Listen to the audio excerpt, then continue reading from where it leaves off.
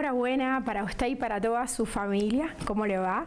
Sea bienvenida y bienvenido a otro capítulo de entrevista especial de Guía a tu Cuerpo.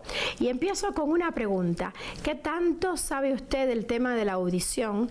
¿Sabe que es importante revisar el oído, la audición de manera regular? Es que es un sentido fundamental que nos permite disfrutar de diversos aspectos de la vida, como la música, el cine, los sonidos de la naturaleza y las interacciones sociales. Vamos a conocer más de este tema de la mano de la doctora María Eugenia Mena Ramírez. Ella es jefa del Servicio de Audiología Pediátrica del Instituto Nacional de Rehabilitación Luis Guillermo Ibarra. Bienvenida a nuestro programa, doctora Mena. Hay muchísimas preguntas que han llegado a través de las redes sociales. Y bueno, empecemos con el tema de la audición. ¿Cuándo perdemos la audición y por qué? ¿A qué se debe? Bueno, muchas gracias por la invitación. Pues es complicado hablar de la audición, sobre todo hay que saber que la pérdida de audición, las causas para perder audición dependen de la edad. En los niños lo más frecuente es que sea por infecciones, en los adultos puede ser por una degeneración. A partir de los 30 años todos empezamos a perder audición y eso es algo natural. Y bueno, le decía que se nos habían acumulado las preguntas en las redes sociales y la primera llega a la cuenta de @ISAEntrevista, que es la cuenta oficial de nuestro programa, y preguntan si usar audífonos todo el tiempo o trabajar en sitios muy ruidosos provoca pérdida de audición. ¿Qué les dice? Sí, el usar audífonos todo el tiempo nos ocasiona pérdida de audición constante, sobre todo si esos audífonos se utilizan a un alto volumen. Del volumen que tienen los audífonos del 1 al 10, lo ideal es que el paciente o la persona utilice los audífonos a la mitad del volumen para que puedan ellos escuchar. Cuando les hablan y están escuchando música, deben de utilizar los audífonos a ese volumen. Y una infección de oído no tratada a tiempo puede provocar también un problema serio de audición. Sí, una infección que se dura mucho tiempo en el paciente o en la persona puede ocasionar que se destruyan los huesecillos del oído y eso ocasiona una pérdida de audición permanente que va a requerir pues un tratamiento quirúrgico para poder restablecer el nivel de audición. Si esto perdura, puede incluso llegar hasta ocasionar infecciones que pueden transmitirse hasta el cerebro, una meningitis, si esto es algo muy grave y sí debe de ser tratado a tiempo. Es que es como todas las enfermedades, tratarlas a tiempo es la clave, ¿verdad? La clave para uno salvarse, para tener mejor calidad de vida y para que no pase a mayores. ¿Es correcto, doctora? Sí, es importante la prevención como todas las enfermedades y sobre todo el tratamiento a tiempo y oportuno para poder nosotros tener el tratamiento que cada paciente necesita y evitar las secuelas, que en este caso sería la pérdida de audición permanente. En niños, ¿cuáles pueden ser las causas más comunes de pérdida de audición? En los niños la causa más común en edades de recién nacido generalmente es hereditaria. Nacen con un problema de audición. Otra de las causas pueden ser los factores adversos al nacimiento, es decir, que tuvieron un embarazo con algunos problemas durante la gestación o al momento de nacer, falta de oxígeno o que tuvieron alguna infección o tuvieron que estar hospitalizados. Y en los adultos lo más común es que sean pues las infecciones o las enfermedades ya crónico-degenerativas como la diabetes, la hipertensión, que nos pueden ocasionar pérdida de audición de manera permanente, ¿no? Cuando los niños no hablan temprano y oyen bien, entonces hay que descartar que es un problema del oído y hay que pensar en otras cosas. En los niños que no hablan, no sé, 2 años, 3 años y no hablan, lo primero que hay que descartar es que no sea un problema de audición. En la mayoría del mundo, el diagnóstico de hipoacusia generalmente se hace hasta que el niño no habla, ¿no? Por eso se ha buscado el hacer el tamizaje lo más temprano posible para poder diagnosticar y no esperarnos hasta que el paciente no hable. Que es muy importante entonces ese tamiz. Sí, es que si nosotros no escuchamos a nuestra mamá decirnos nuestro nombre, pues no sabemos que ese es nuestro nombre, ¿no? Por ejemplo. No podemos repetir el lenguaje si no lo escuchamos. ¿Cómo se comporta un niño que no oye bien? Generalmente pues lo primero es que no tienen un lenguaje adecuado. Es un lenguaje que no es congruente para los niños de su edad. Son niños que son muy visuales, son niños que pues pueden estar dormidos y puede pasar un camión, un avión y no despiertan. Muchos de ellos también son pues susceptibles o son un poquito más berrinchudos de lo normal, y eso puede ser el origen, pues la pérdida de audición, ¿no? Interesante la conexión que hay entre el berrinche y el problema auditivo. Pues más que el berrinche es el niño que tú le dices, estate quieto, quédate tranquilo, tráeme la taza que está aquí adelante, y no te hacen caso y dices es que pues es porque no quiere, está no haciéndome caso, y realmente puede ser una pérdida de audición en el niño, ¿no? Pues, digo, cada papá debe conocer a su hijo, pero sí es importante esas conductas en donde no responden a los estímulos verbales o sonoros, ¿no? Importantísimo.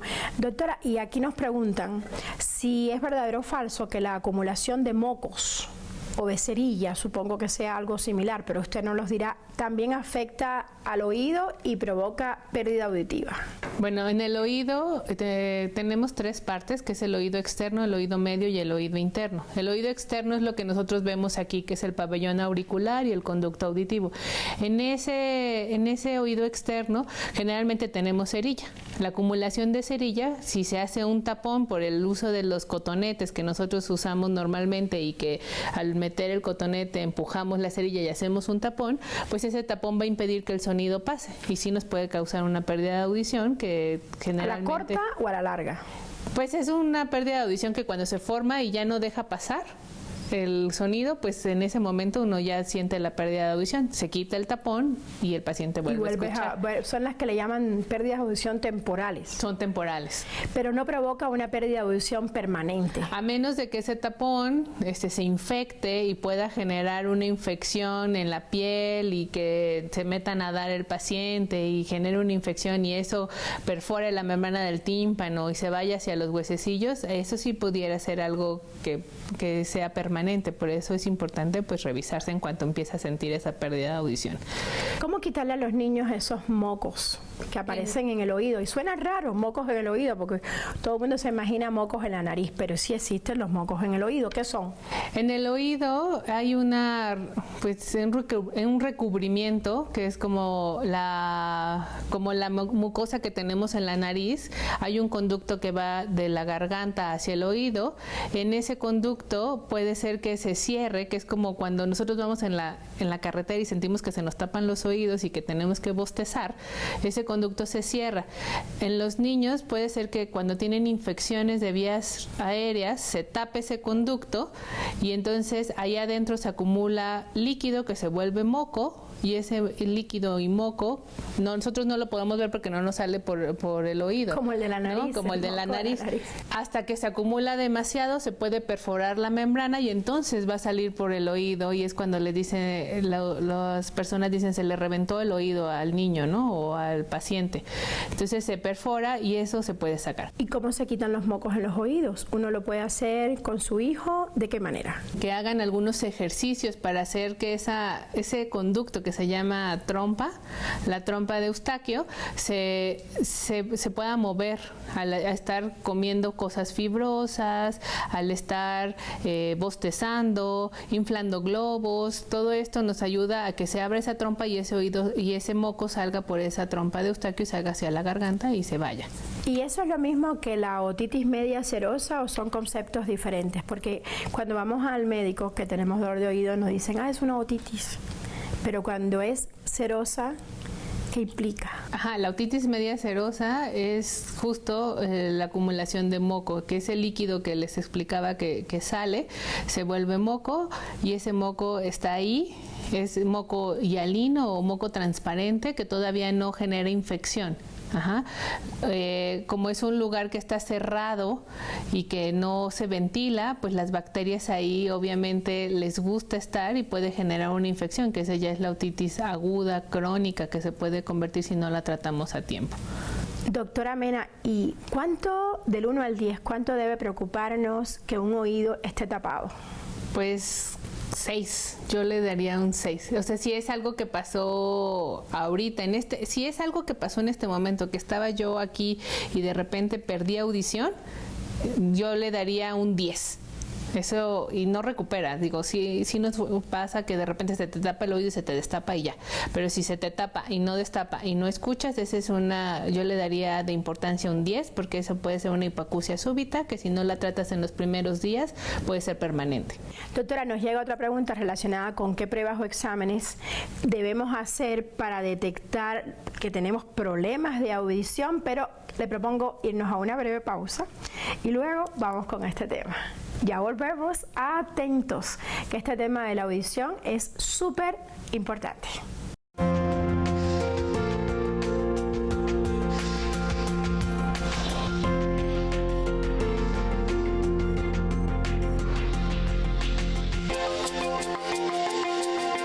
Estamos de vuelta para continuar hablando de problemas auditivos. Nos acompaña la doctora María Eugenia Mina Ramírez, que es la jefa del Servicio de Audiología Pediátrica del Instituto Nacional de Rehabilitación Luis Guillermo Ibarra. Doctora, y bueno, nos preguntan qué pruebas o exámenes debo realizar para diagnosticar un problema de audición. Esto es interesante, ¿no? La prueba que se hace para diagnosticar es la audiometría, eso es el gold standard o la prueba de oro. Esa es un estudio en donde le ponen unos audífonos al paciente y se pasan sonidos y dependiendo de cuando los escucha el paciente debe contestar. En el caso de los niños, cuando son muy pequeños, pues tampoco pueden hacer una audiometría con audífonos y contestarnos. Se pueden hacer pruebas que se llaman potenciales auditivos, en donde el niño está dormido, se le colocan igual unos audífonos y unos electrodos en donde en los audífonos pasamos sonido y en los electrodos se recaba la respuesta que tiene el cerebro al sonido. Y ahí el paciente no necesita decirnos qué tanto escucha. Sabemos de muchas personas que usan aparatitos, incluso niños. ¿Esta es la cura? Es una forma de rehabilitar o habilitar la audición. Cuando un paciente pierde audición y se afecta el oído interno, porque son diferentes las causas de pérdida de audición, si el oído interno se afecta y las células se mueren, eso no hay forma de recuperarlo y la única forma en la que podemos habilitar la audición es con el uso de algún dispositivo, ya sea auxiliares auditivos o en algún caso incluso hasta un implante coclear. Nos preguntan en la cuenta de @ISA entrevista, que ya le decía, es la cuenta oficial del programa, si cambios en el estilo de vida o medidas preventivas nos pueden ayudar a mantener la audición cuando ya se detecta que tengo un problema. Sí, hay medidas preventivas, sobre todo lo más importante es evitar la exposición a ruido. Eso es muy importante cuando ya tengo una pérdida auditiva. En el caso de los adultos, pues el control de las enfermedades de base como la diabetes, la hipertensión o alguna otra alteración que pueda ocasionar pérdida de audición. En los niños, muy importante no automedicarlos, porque hay algunos medicamentos que son ototóxicos o que generan afección al oído con una sola dosis. Entonces, es importante que el médico sea el que decida qué es el medicamento que se va a dar para la infección que tiene el paciente. Cuando nosotros nos automedicamos podemos ocasionar esta pérdida de audición. Sí, la automedicación en ningún caso funciona. Y bueno, doctora, ¿tener problemas de audición va a afectar nuestra calidad de vida? Sí, efectivamente, el no tener audición o tener problemas de audición, en el caso de los niños, pues obviamente no se pueden comunicar, no pueden desarrollar lenguaje y por lo tanto pues no podrían tener una vida productiva cuando sean adultos si no lo habilitamos. En el caso de los adultos, un adulto mayor ya está... pues ya se sabe que un adulto mayor que no escucha puede tener un deterioro cognitivo más importante que aquel que sí escucha. Son personas que se aíslan, son personas que se deprimen, son personas que no quieren salir a la calle porque obviamente es peligroso, no pueden escuchar que viene un coche, no pueden escuchar una ambulancia. En esta ciudad, por ejemplo, no pueden escuchar la alerta sísmica. ¿Por qué ocurre que cuando uno tiene problemas en el oído, que lo tiene tapado por una cerilla o que tiene problemas serios de audición, de pronto pierdes el equilibrio y de pronto también pierdes la orientación? El oído interno tiene dos partes, la parte anterior, que es el oído pues que nos encarga de la parte de audición, y el oído en la parte posterior, que se encarga del equilibrio. Es decir, para nosotros estar en equilibrio tenemos tres cosas fundamentales. Uno es la visión, porque yo tengo que saber en dónde estoy viendo, la parte somatosensorial, que es dónde estoy pisando, si estoy parada, si estoy sentada, y la parte del equilibrio que nos lo da el oído. Entonces, cuando el oído se afecta, puede afectar esta parte del equilibrio y ocasionar vértigo o algún desequilibrio en el paciente, dependiendo de la causa. ¿Algún otro problema que cause la pérdida de audición? Digo, para que sepamos que es algo normal cuando tenemos un problema, digamos, permanente de audición, pongámoslo así. Sí, otra de las cosas que puede pasarnos es el zumbido en el oído, ¿no? El zumbido en el oído es algo que también se manifiesta cuando empezamos a perder audición, y eso es parte del daño que hay a nivel del oído interno y que nos genera un ruido que no está en el ambiente, pero que el paciente o la persona lo escucha. ¿Hay forma de quitarnos ese zumbido en el oído con un medicamento, por ejemplo?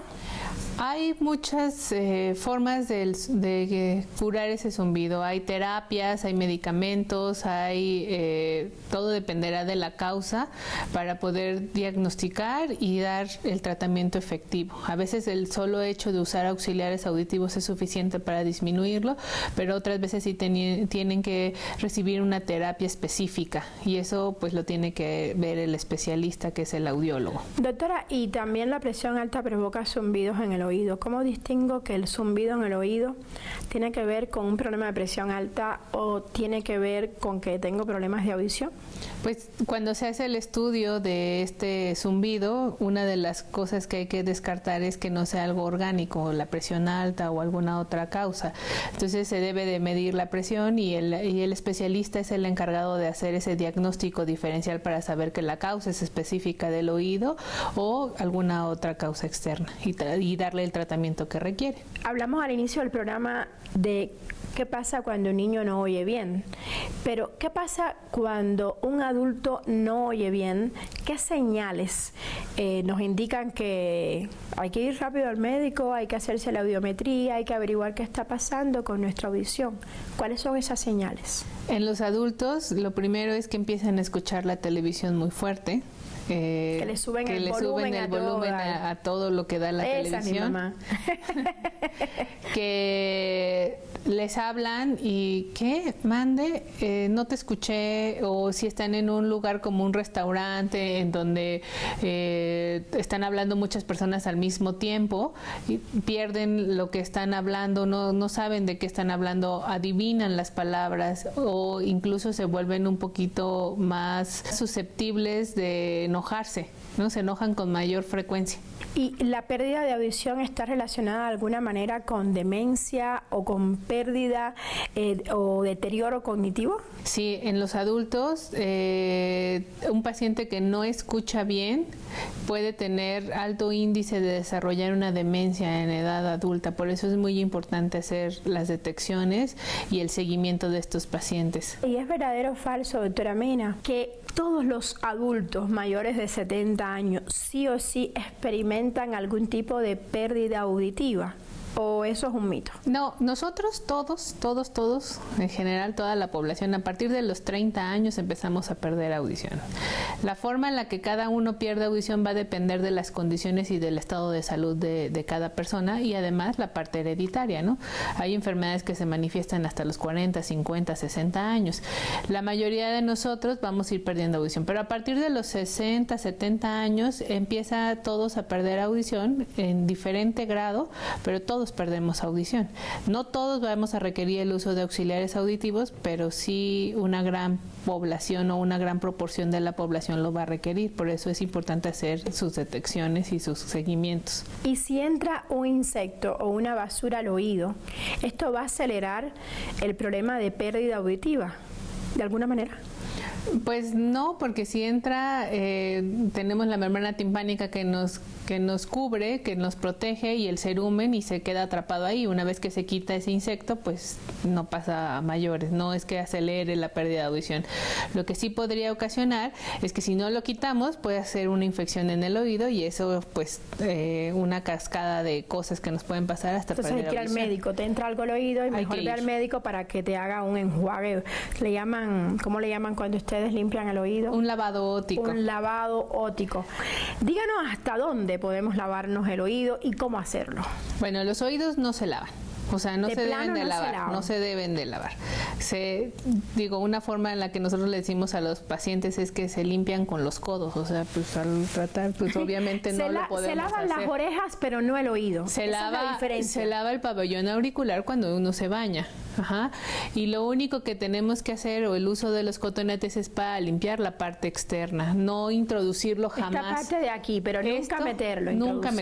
Nunca introducirlo, porque eso puede generar un tapón. Es ahí cuando usted dice los oídos no se lavan. Se refiere a rucu, rucu, rucu. Eso no se hace. Yo no meto y hago mi lavado como si fuera un biberón o algo así. ¿Qué pasa con las personas que sí lo hacen? ¿Qué consecuencias eso trae a la larga? Bueno, las personas que usan los cotonetes y lo introducen, pues hacen tapones. Si nosotros introducimos o metemos alguna otra sustancia, puede generar resequedad, puede generar infecciones, puede generar laceraciones en el conducto, que eso nos puede ocasionar pues que hasta en una cirugía podamos terminar, ¿no?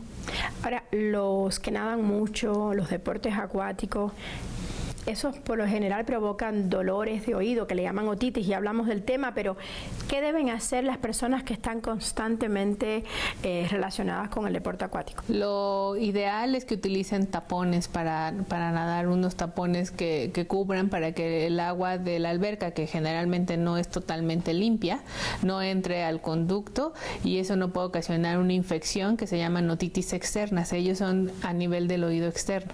Doctora, ¿y a partir de qué edad usted recomienda la audiometría? Lo ideal es que todos los pacientes a partir de los 30, 40 años empiecen a hacer una audiometría de forma anual. Ajá. Sobre ¿Anual? todo es como anual. La mastografía. Exactamente.